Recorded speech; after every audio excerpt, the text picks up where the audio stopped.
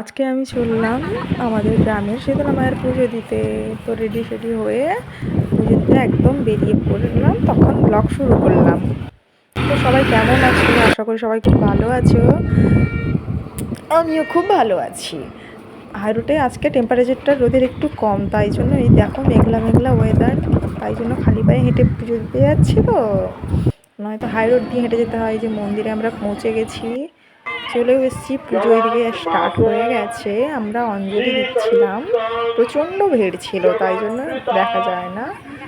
তো অঞ্জলি দিতেছিলাম, পুরো গ্রামের মায়ের শীতলা মায়ের পুজো, তো তাই জন্য একটু ভিড় হয়েছিল।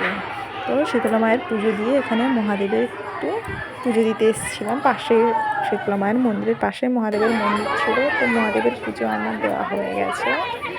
এবারে আমরা অঞ্জলি দিয়ে প্রণাম করতে ঢুকেছিলাম মায়ের কাছে। শীতলা মায়ের মন্দিরে গিয়ে প্রণাম করতে নিলাম। তারপরে পুজো দেওয়ার শেষে আমরা সবাই মিলে আইসক্রিম খেতে শুরু করলাম। সারাদিন উপোস ছিলাম, তো তো একটু বললাম ঠান্ডা ঠান্ডা আইসক্রিম খাওয়া যাক। তো পুজো দিয়ে ওখান থেকে মায়ের মন্দিরের ঠিক পাশেই আমাদের ওখানে শ্মশানে, অ্যাকচুয়ালি শ্মশান ঠিক নয়, মাঠের পাশে, শ্মশানের পাশে ওখানে মা কালীর পুজো হয়। খুব বিখ্যাত মা কালীর মূর্তিটা ছিল 21 ফুটের, খুব জাগ্রত মায়ের মন্দির। তো পুজো হয়, আমরা তো রাতে পুজো, তো এখন প্রস্তুতি চলছে। তো দেখতে এলাম যে কতদূর কি হয়েছে। দেখেছো মায়ের মূর্তিটা কত বড়, কত সুন্দর লাগছে দেখতে। তো সেখান থেকে ফ্রেন্ডদের সাথে বোনদের সাথে ছবি তুলে আজ এই পর্যন্ত। সবাই টাটা।